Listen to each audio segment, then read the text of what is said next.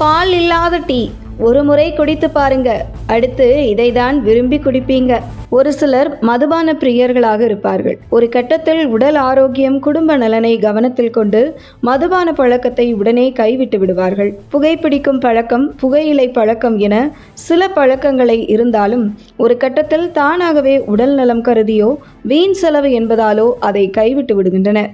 ஆனால் 90% மக்களால் கைவிட முடியாத ஒரு பழக்கம் என்றால் அது காஃபி, டீ அருந்தும் பழக்கம்தான். பெரும்பாலான மக்கள் காஃபி அல்லது டீ பிரியர்களாக உள்ளனர். அதுவும் காலை எழுந்தவுடன் டீ குடிக்காவிட்டால் உலகமே இருண்டு போய்விடும் அளவுக்கு பலரும் ஃபீல் செய்வார்கள். தினமும் 2 முதல் 8 டீ வரை குடிப்பவர்களும் இருக்கிறார்கள்.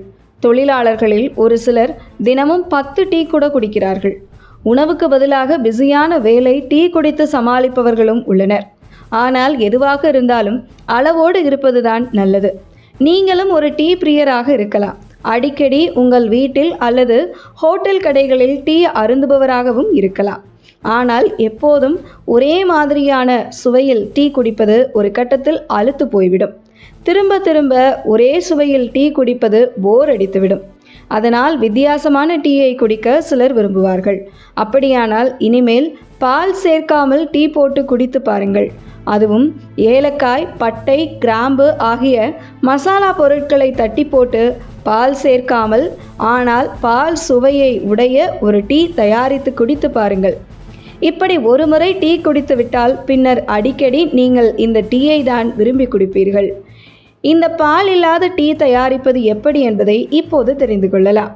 இதற்கு தேவையான பொருட்கள் என்னவென்றால் ஏலக்காய் 5, கிராம்பு 4, பட்டை சிறிய துண்டு, இஞ்சி சிறிய துண்டு, தண்ணீர் 2 கப், டீத்தூள் 2.5 டீஸ்பூன், பால் பவுடர் 4 டேபிள் ஸ்பூன், வெல்ல சிரப் 2 டேபிள் ஸ்பூன் ஆகியவை இருந்தால் போதும். இந்த சூப்பர் டேஸ்ட் டீயை தயாரிப்பது எப்படி என்று இப்போது பார்ப்போம். முதலில் இடி உரலில் 5 ஏலக்காய், 4 கிராம்பு பட்டை, சிறிய துண்டு ஆகியவற்றை சேர்த்து நன்கு இடித்து கொள்ள வேண்டும். பின்பு அதில் இஞ்சியை சேர்த்து நன்கு இடித்து கொள்ள வேண்டும். பிறகு ஒரு பாத்திரத்தை அடுப்பில் வைத்து அதில் 2 கப் நீரை ஊற்றி அதில் 2.5 ஸ்பூன் டீ தூள் சேர்க்க வேண்டும்.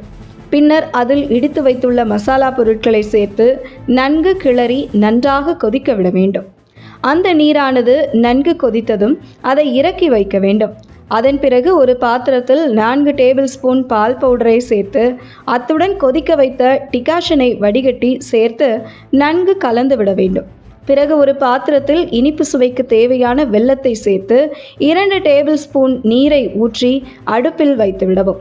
வெல்லம் கரைந்ததும் அதை இறக்கி வடிகட்டி சூடாக இருக்கும்போதே டீயுடன் சேர்த்து கலந்தால் சுவையான சூப்பரான ஏலக்காய் டீ தயாராகிவிடும்.